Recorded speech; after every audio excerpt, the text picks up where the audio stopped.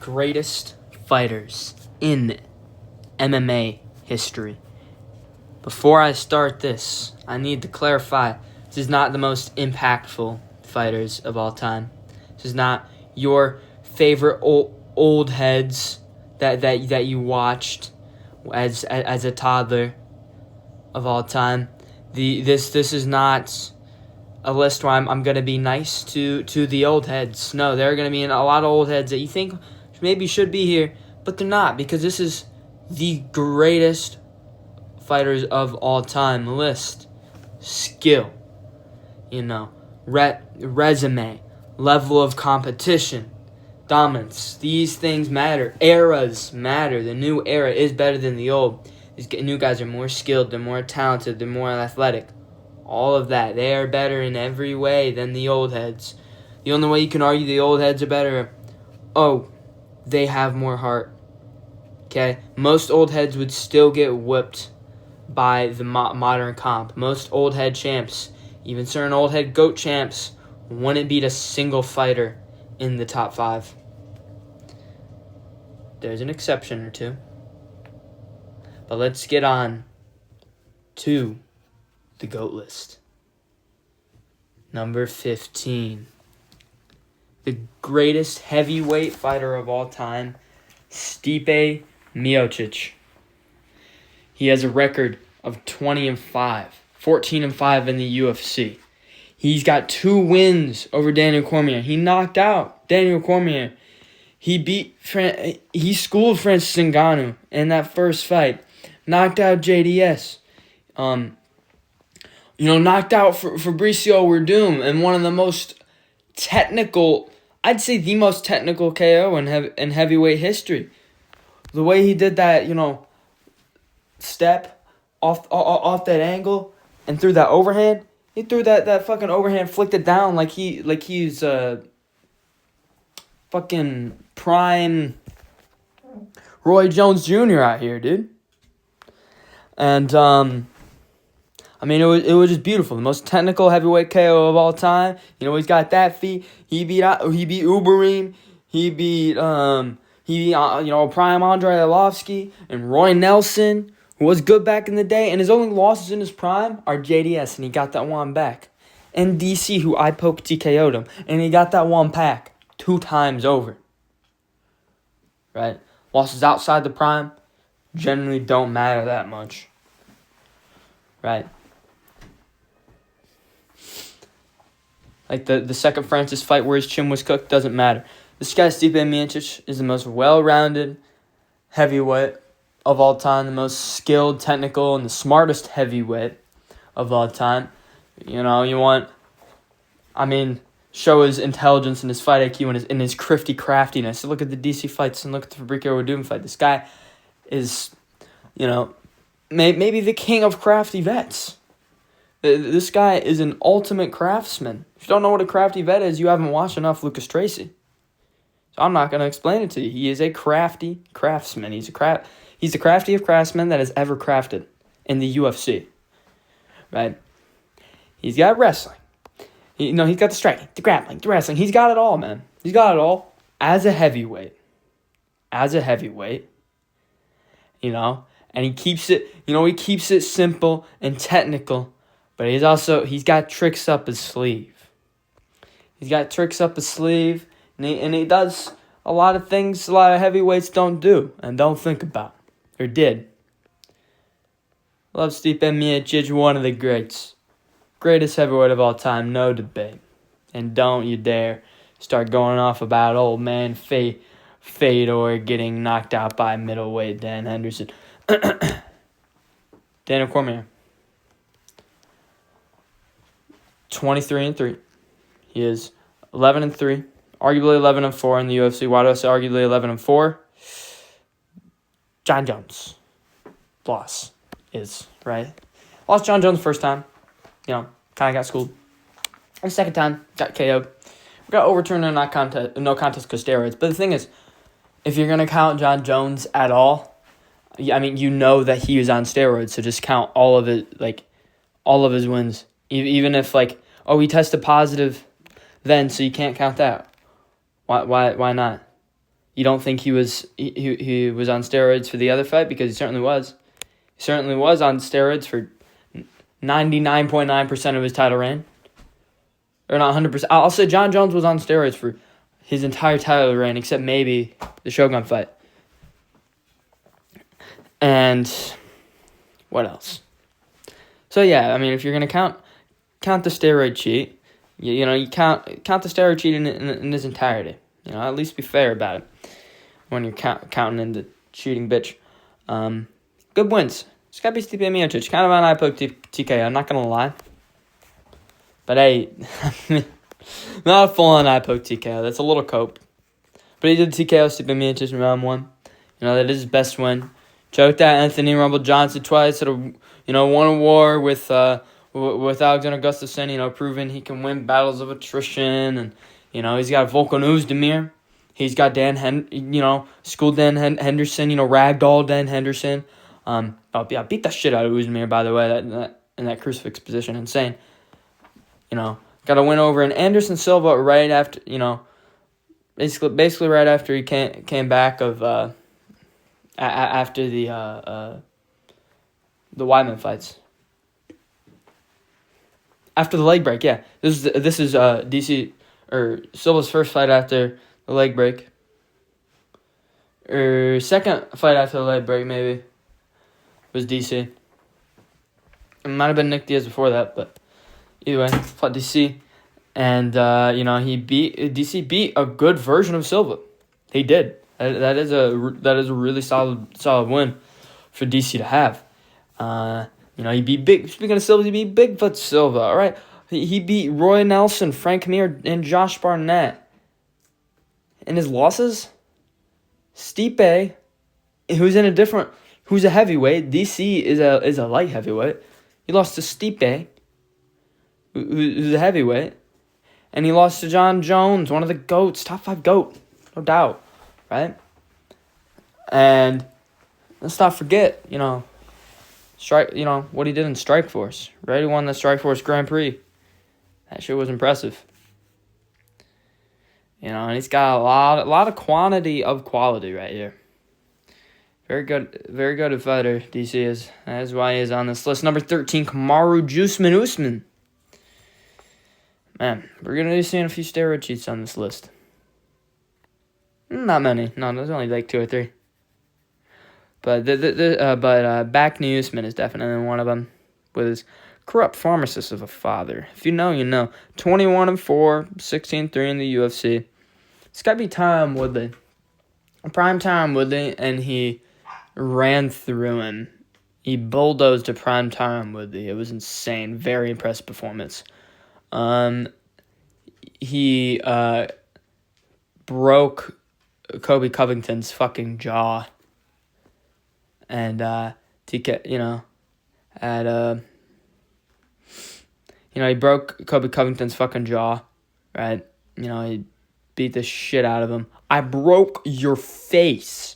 And then he beat him in the rematch, and Kobe Covington, a really underrated win. That's a good win. Jorge Masvidal twice. The way he KO'd him the second time is insane. But Buckley doing that at 36 against a guy like Buck, dude, that was impressive shit.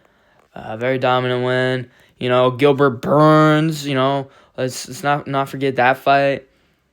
This guy, Kamaru, he had a lot of dominant wins where he'd fucking school people.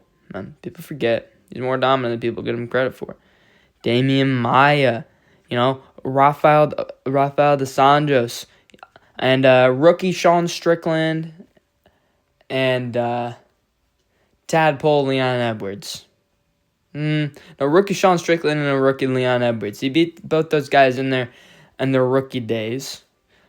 But they're not complete tadpoles. Look at those fights. Those guys aren't complete tadpoles. They are rookies. Those are still good wins that aged really, really well. Losses in his prime? He lost to Leon twice. Does that hold him back? Yeah. Losing in your prime to Leon twice? Yeah. Especially how Leon is as a fighter. This does not age very well. But even then, I can't really have him above anyone else that's above him on this list. Max Holloway. I can't have him above Max Holloway. I can't. On my most insane quantity of quality ever, yes. Yes. Can you argue Max is top 10? Sure. But, there's a losses thing. Oh, I forgot his MMA record. I had to put it 27-7 or 28-7.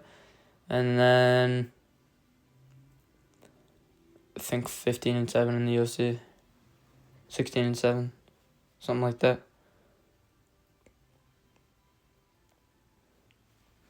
Which on paper you're like, yeah, sounds journeyman-y. No. No. Dude, this guy beat Jose Aldo in his prime twice. Max Holloway wasn't even in his prime yet when he beat Jose Aldo. He was fucking 25. Okay, that's not the important part. The important part was that, like, yeah, he was 25 and, like, he just clearly wasn't in his prime. He was not in pre-fucking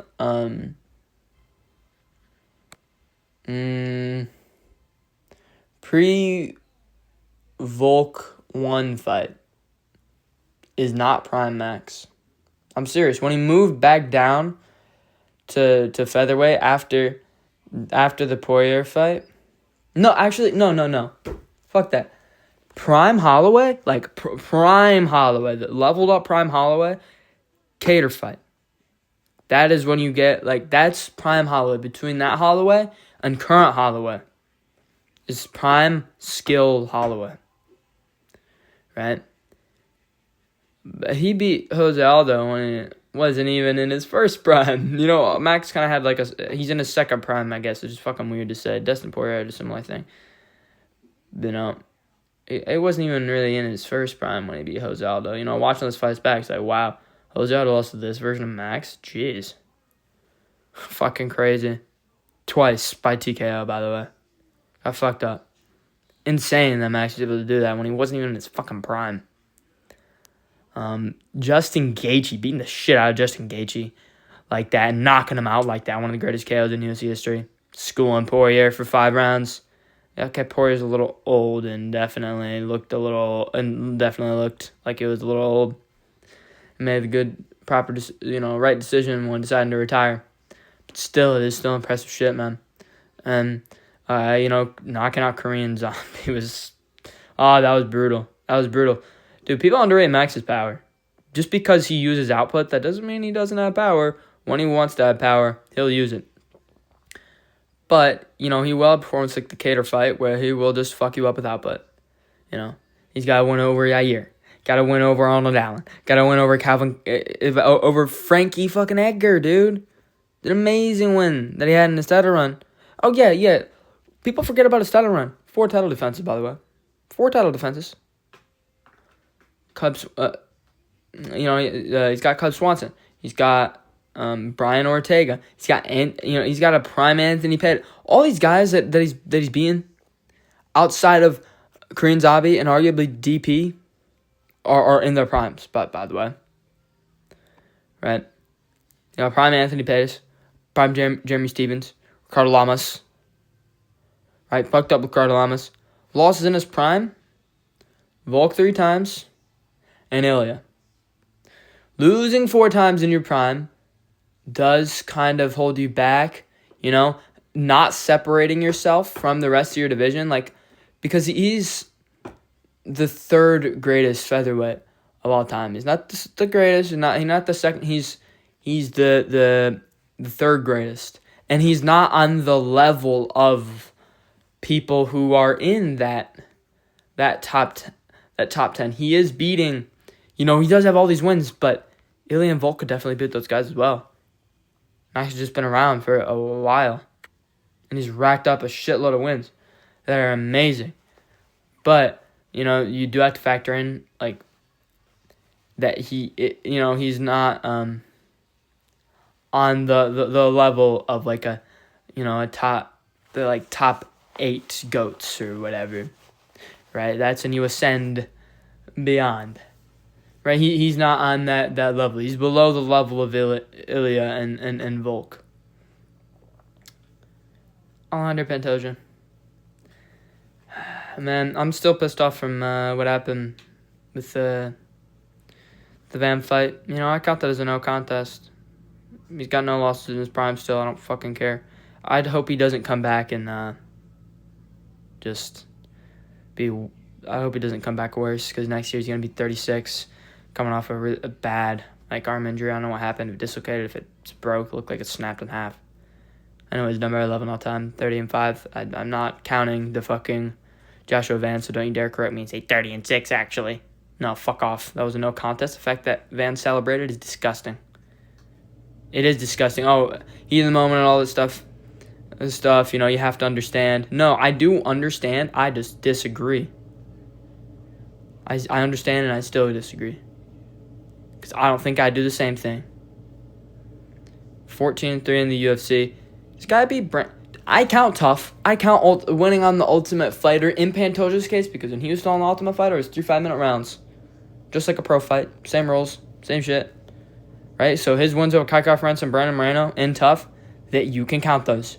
Exhibition. Shut the fuck up. You can count those. You can, because it's just like a pro fight. So Brandon Moreno 3 times. Kai Kara-France twice. Oh, and two of those are finishes over Brandon Moreno, by the way. And, choked out Kai Kara-France, right? As you can see him there. Little unconscious Kai Kara. Little elf on the shelf there. Brandon Royval, twice, by the way. Steve Erceg, Kai Sakura, Manel Kape, and Alex Perez.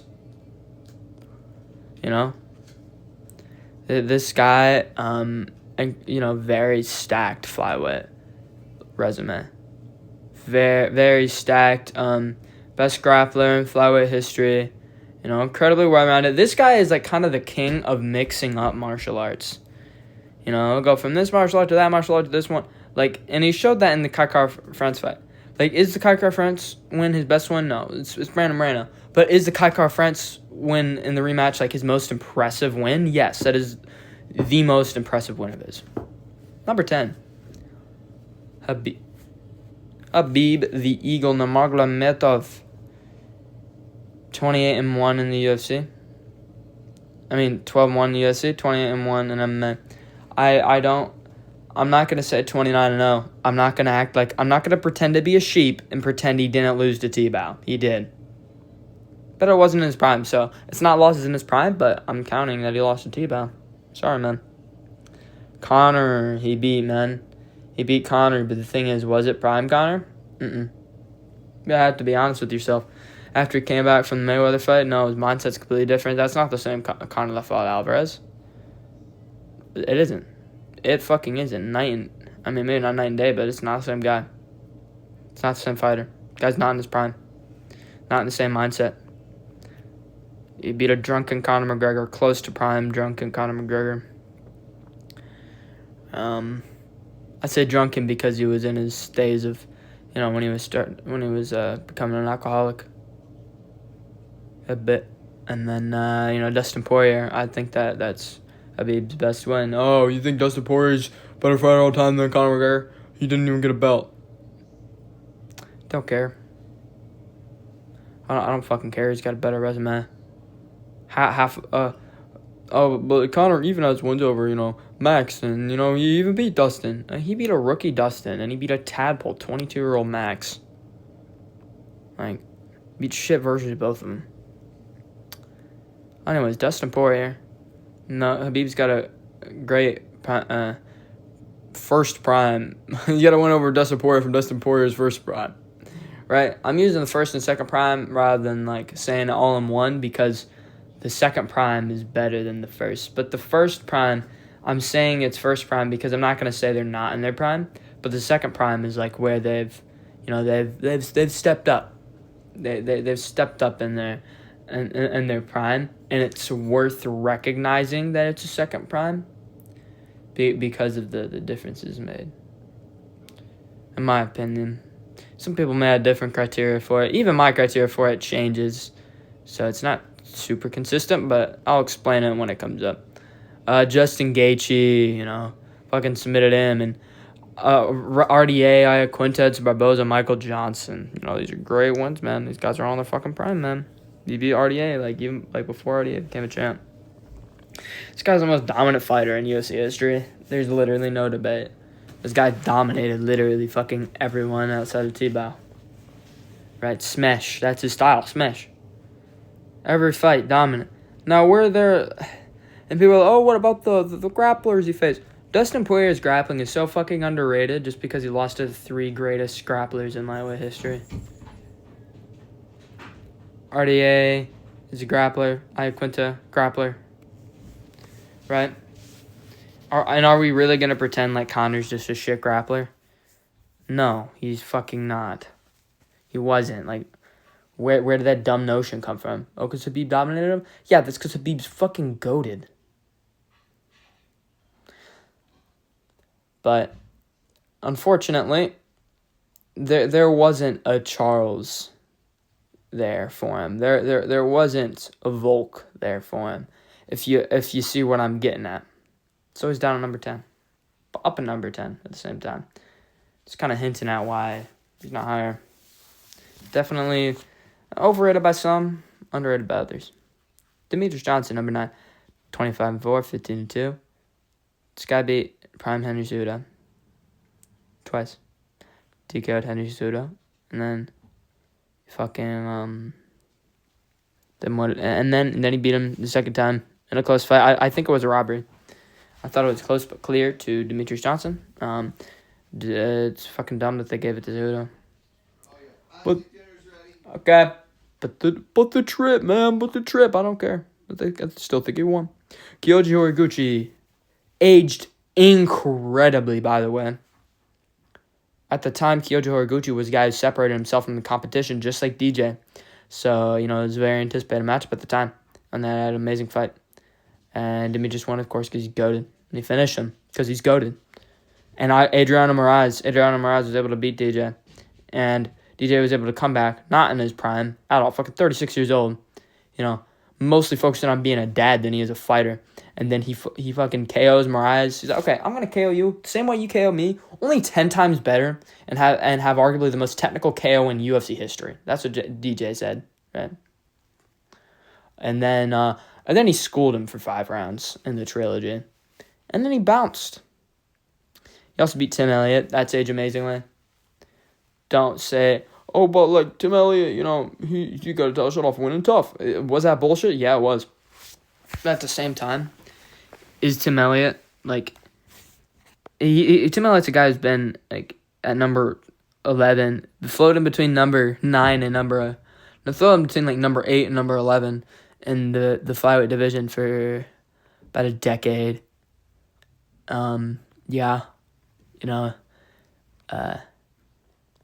Hasn't really gotten better. Hasn't really gotten worse. It's gotten a little better, but he's gotten a lot of good wins, man, or decent wins, and it makes DJ's resume age really well.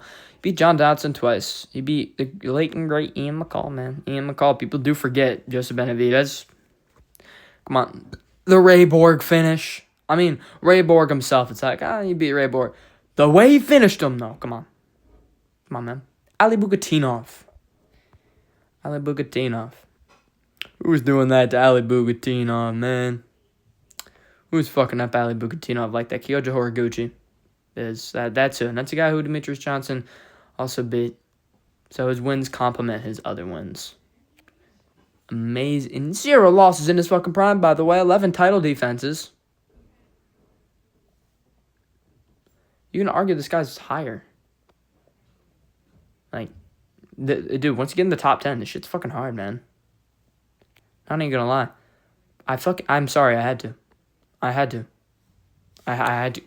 You can try and shoot me, but I had to. I'm sorry. 25, 12-4 in the UFC. Lost in his prime. Razor close loss to Aljo.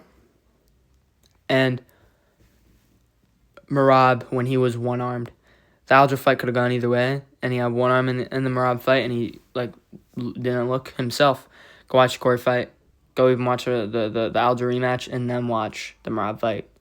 That's what I did a couple times, and realized, not same fighter. Merab fought a one-arm fucking yawn. That's the only reason why he was able to fucking outstrike him every round and, scratch him and, bust him up. because he was one fucking armed. Okay. Jose Aldo. Merab. He just beat Merab. Most impressive win ever. Merab is a top. I don't want to spoil it, but he's one of the GOATs. He is up there. At least top 5. I'm sorry, you gotta have him at least top 5, Merab.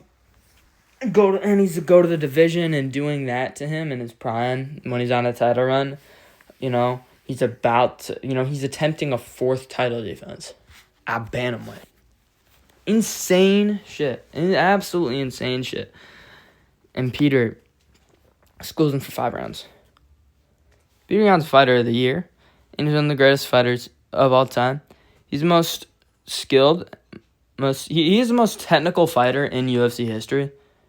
And that's not an understatement. He's the most technical fighter in UFC history. And he might be the most skilled fighter in UFC history. Dude, all we need to see is him submit an elite fighter. That's all we need to see. Because he is the most technical, most skilled. There's an argument. It's between him and Majev. It's between him and Majev. It's between those two. What about you, man? He's right behind him. He's right behind those two in terms of that. But yeah, that went over Merab, and also, he's close to bantamweight GOAT status. Well, not really. He needs 3 more wins to be bantamweight GOAT. Why? Do I think he was robbed by Sean? Yes, I do. I do think he beat Sean. Do I think the Aldo fight could have gone either way? Yes, I do, and I do think he won. Yeah, and he was one-armed against Merab, but they are asterisks, and on paper, they say losses. And the Aldo fight, since it could have gone either way, technically it's a loss to Aldo, and he's 1-1 with Merab. He needs to at least to even be considered to be a top 5 GOAT. This guy's got to beat fucking Merab again. He needs to school him again, and then he needs to beat an Umar or an O'Malley again. Those two need to fight Umar and O'Malley for a title shot next year. After whoever wins their fight, they'll probably both win their next fights in January, and Peter will probably be Merab again. And then you see Peter versus Umar or Sean at the end of next year, and then you see him get his third title defense. And the year after that, I think that Peter will become the bantamweight GOAT. I trusted him. I think, he's got some wins that Merab has, but he's got him better. Merab held Jose Aldo against the fence and couldn't get takedowns on him. Peter got takedowns on Jose Aldo. He beat the fuck out of him in the phone booth, and he had a late stoppage victory. He fucking killed him. He killed Jose Aldo, and that was the last we ever saw of prime Jose Aldo. You can argue that was prime Jose Aldo going into that fight, because right before that fight was a Volk fight, and he was fine and looking in his prime. Aldo was in the Volk fight. Didn't look deteriorated. Volk's just better. And moved down, and he fights, and he gets robbed against Marlon Moraes. So beats Marlon Moraes. Fights Peter. Looks great in the Marlon Moraes fight. Fights Peter and is looking good, looking like a prime Jose. Nothing fishy. Is he maybe past it a little bit athletically? Sure. Plus he's in a different, lower weight class, maybe less energy. But still, it's the most, impressive way anyone's beaten Aldo. Is it, the most impressive win over Aldo? I don't know. It's between his way and Max's way of beating Aldo, but I'd say this one's better. More technical, high-level beatdown and dismantling and slaughtering against a really good version of Jose. And a mentally better, and Jose was in a mentally better spot. No offense, but for a champ, Jose was kind of a bitch, and how he got bitched before the fight even started against Conor, and his mental health impacts his performance. That's why he got fucked up, the way he did in both those Max fights. But his mental health is fine here. And then of course Figgy, one of the flyweight GOATs. Top 4.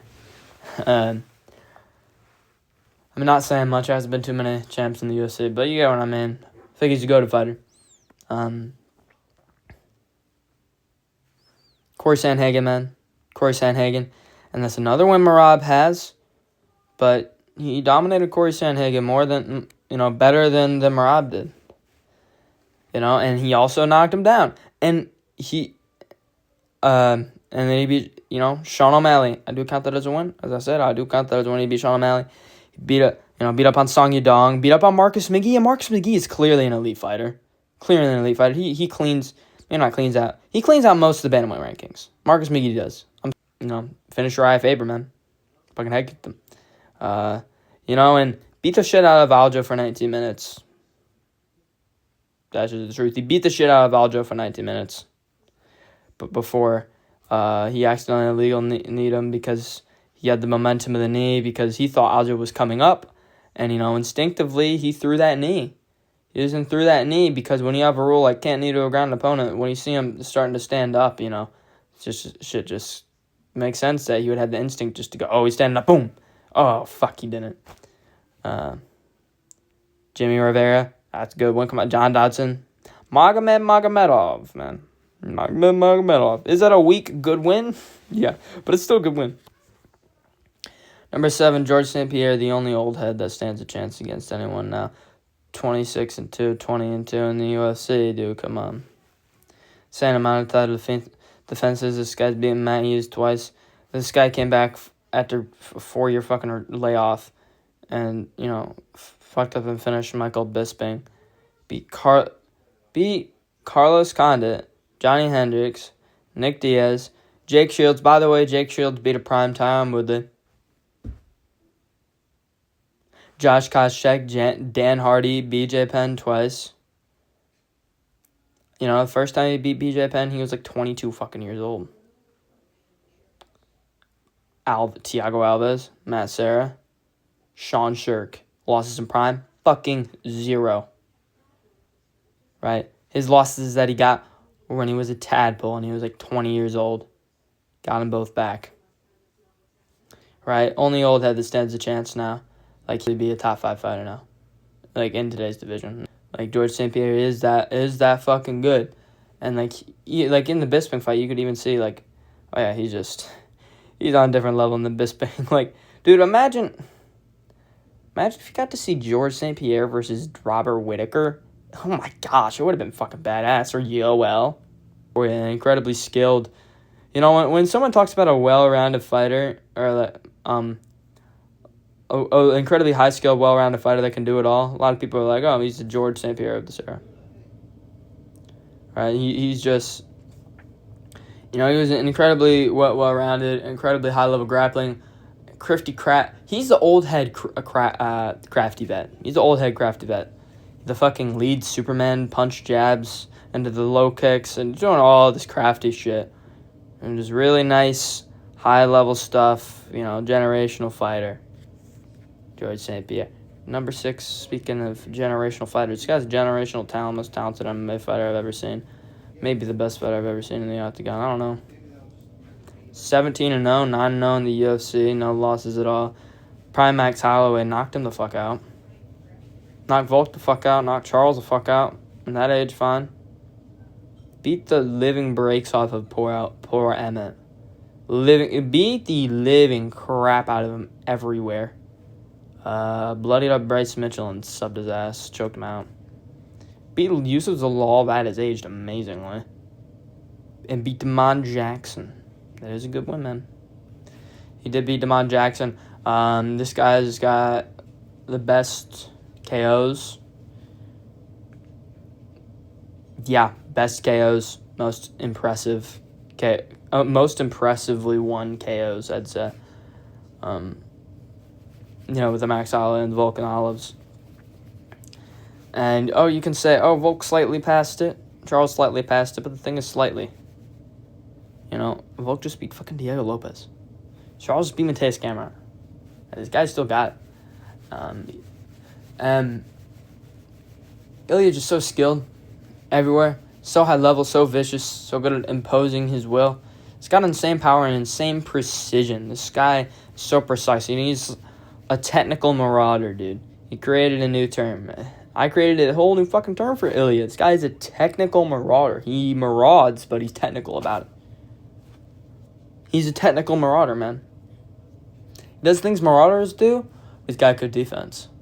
He's got good defense, but he's always looking for that finish. He's always looking for that finish. He's gonna fucking finish you. Right?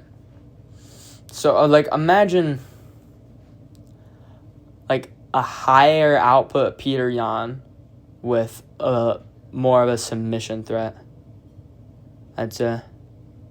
Man, I really want to see Ilya fight more. He's in a really weird spot legacy-wise, though. It's just the video for that. But yeah, Ilya Topuria is goated. Oh, double champ, by the way. Let's not forget. Oh, but he vacated. No, don't care. Don't care that the UFC's doing that weird shit now. Double champ. 2 divisional champ. This guy isn't double champ, but he's 2 divisional champ. Top 5 all time, Alex Bro. You could argue between him and Ilya. This guy's 13-3. This guy's, 10-2 in the UFC. This guy, he's done this in 4 years, by the way. He debuted in 2021, and all of this, everything you see on screen, the 10-2 in the he's had 12 fights, in 13, because it's the one in LFA. It's 13 fights in 4 years. He TKO'd Israel fucking Adesanya in his prime, at his best. He beat prime Yuri Prochazka twice. That ages amazingly. Yuri's fucking murdering everyone else. Murdering. When you watch a Yuri Prochazka fight, you're like, oh my gosh, how could anyone beat this guy? This guy is just built different. And Alex is able to fucking crack that chin twice. Jamal Hill cleans up shop. Just fucking easy work. Magomed Ankalaev cleans up shop. Makes him look like a bitch. Jan Blachowicz deals with the grappling and wins a close decision.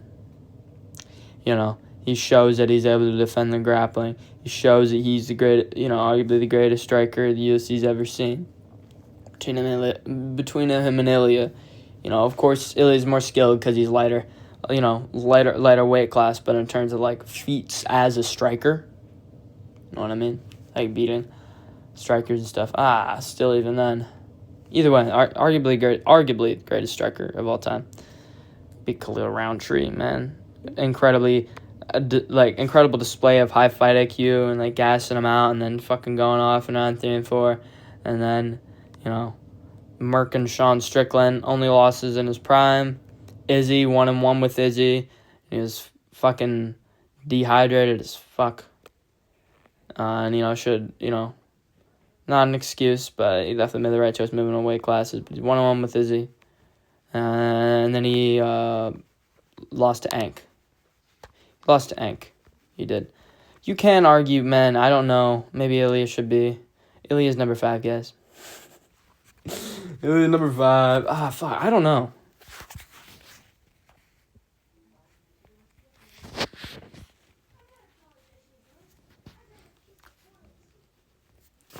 Johnny Bones Jones at number 4, 20-1 in the UFC, 22-1 in the UFC, 28-1 in MMA. I don't count DQs. I think they're weird. There should always be no contest, hot take. If it's not a real loss, don't count it as a real loss. That's dumb. But he did lose Dominic Reyes, so we'll keep that there. He beat DC twice. Schooled him and then knocked him out. The second time. John Jones, one of the most vicious fighters the sport's ever seen. One of the most talented the sport's ever seen. This guy's a 2-divisional champ. Able to come back after 3 years and easily beat Cyril Gane. Look at how the titan of a heavyweight freaking Tom Aspinall struggled and unfortunately got eye poked. But they had a really competitive round, and look how easily John Jones was able to sub him with ease. And then you had War Gustafsson, beat Gustafsson, War of Attrition, and then beat him again, and then he beat the shit out of Gustafsson in the rematch. He's got Gustafsson twice. You got freaking Glover Teixeira.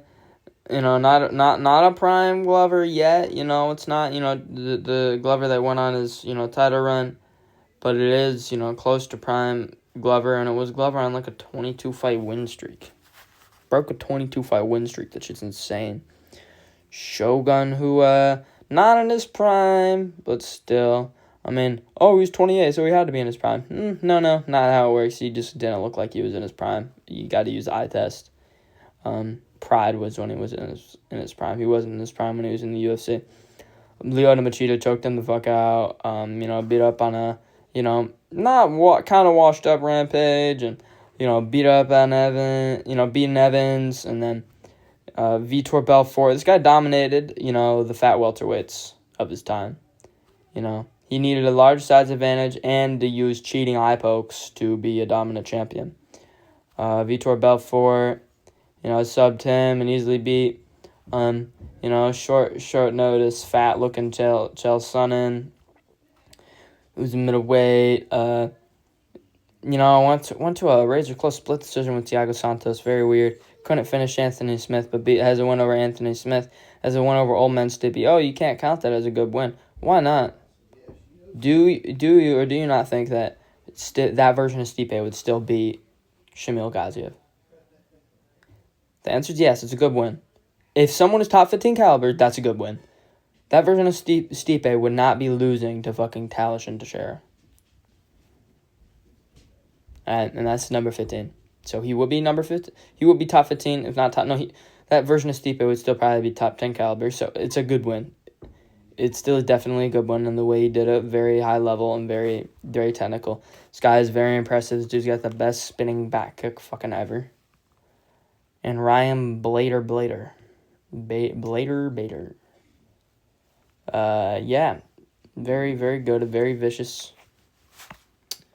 Amazing resume. Definitely asterisks, some of these guys are past their prime, and, these are old head guys, not as many,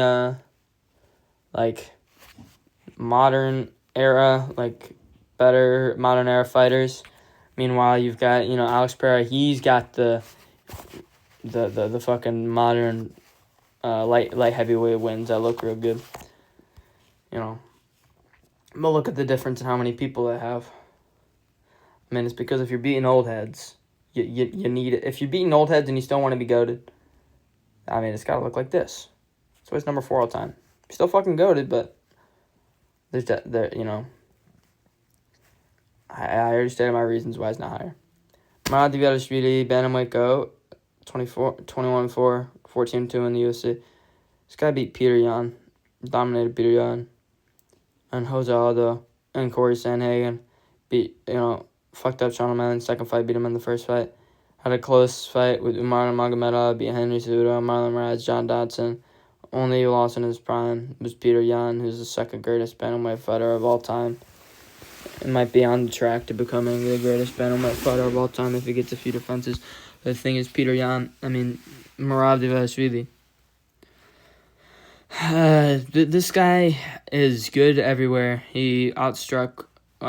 Peter Yan was unarmed, kind of one-armed, and kind of badly injured. But still, Peter Yan, he was able to outstrike Peter Yan every single round in the first fight. Busted his fucking eye up too, by the way. Almost finished and knocked out Corey Sandhagen. Even when Yan knocked down Corey, he didn't almost KO him. Marab, and it's not like Corey is chinny or anything. Marab's he's got elite grappling, and he has really, really high levels of striking, and he does have high levels of striking as well. Right? Very well rounded. Best cardio, and best pace in UFC history. Marab, top 3 all-time fighter. Can you argue he's not here? Yeah, and why? Because a lot of these GOATs and once you get in the top 6, top 5, what do they have in common? 2 belts. 2 belts. Marab is the exception. The other exception is number 2, Alexander Volkanovski. 27-4, 14-3 in the UFC. Only losses in his prime are Hassan Makhachev twice. And you can count the Ilya one. You can count losing to Ilya. Beat Max Holloway 3 times. Really schooled him in that third fight. Won all 3 of the fights of Max Holloway. If you think Max Holloway won the second fight, you're coping. Max Holloway fans are freaking annoying. I mean, I like Max Holloway, but man, he's got some stands, man. Jose Aldo, just out chess matched prime Jose, and beat the shit out of Yair Rodriguez, and then beat up on Lopez at the ripe old age of 36, and getting his belt back. Volk got the belt back, and Brian Ortega and Chen Sun Jung and Chad Mendez and Darren Elkins. Like, the way he's beating these guys, man. Like, dude, this guy has got the most heart and grit in UFC history. He made it real close with his son Makhachev. And he's just such a goated fighter, man. And, yeah, I think he's the second greatest fighter of all time. I think he is that goated, and he's incredibly underrated. He's well-rounded. He's good everywhere. He can do it all. He's super high output, super good cardio. Like, everything that a good MMA fighter can have, he has. Like, he has the highest fight IQ of all time. He's the smartest fighter ever. He's got, like, literally fucking one flaw in his game, and that's the way he moves his head back on occasion. Go to the sport is Islam Makhachev, 28-1, 17-1 in the UFC. This guy beat the second greatest fighter of all time twice. He, understood, why he wasn't able to finish him in the first fight, and used it in the second fight, and set out the high kick early as fuck. And then he bulldozed him. He fucking bulldozed Volk. Ran through him. And fucking head kicked his ass. And put him out of there. Prime Charles Oliveira. He broke Volkanovski's 22 fight win streak. He broke Jack Della Madalena's 18 fight win streak. Charles Oliveira's 12 fight win streak. Prime Charles, and like a prime JDM in an incredibly impressive way. To be able to do that to JDM and dominate him like that for 5 fucking rounds. Jeez, after what he did to Bilal. Oh, it's Bilal, man. Yeah, did you see what Bilal did to Leon Edwards? Don't say it's Bilal, man. Did you see what he did to Sean Brady? Don't say, oh, it's Bilal, man. Bilal's a goated fighter. He is a goated fighter. I don't care. Look at his resume. And JDM did that to him in his prime. JDM schooled him. And Makhachev was able to shut down JDM completely on the feet. Incredibly impressive performance. No one has success moving up from lightweight to welterweight. No one. Makhachev's able to school the shit out of JDM with no issue. No damage. Insane that he beat Volk twice. And, literally nobody else is able to submit Moicano. The only other guys in lightweight history, not even throughout lightweight and featherweight history, since he was there at one point, there are only 3 guys who I would say would be able to submit Moik. Makhachev, Charles, and Khabib. That's it. I don't think anyone else would be able to submit Moik like that. I'm serious. Darce first round like that, come on, that is impressive. Submitting Renato Moicano is more impressive than submitting Justin Gaethje. Just is. Renato has incredibly high level jiu-jitsu, and be able to submit him is insane. In round 1, 2, fucking dominate him on the ground, and rip a crazy Darce choke on him. Dan Hooker, just fucking bulldozed Dan Hooker. And we know how good Arman is, which he also beat and showed some of the greatest scrambles in UFC history with. And Arman just beat Hooker. Was he able to, in one round, just go straight through him? No. I mean, was it dominant? Yeah, but, Hooker was landing shots in Arman, and it was still kind of competitive. Makhachev, shut him down in round 1, then. Shut him down in round 1. And then Bobby Green. He did fuck up Bobby Green, man, and ground and pound to KO him. And he did beat Drew Dober. Ranked Drew Dober and a prime ranked Thiago Moises. This guy's the GOAT, and these are the GOATs of the sport. This is my GOAT list.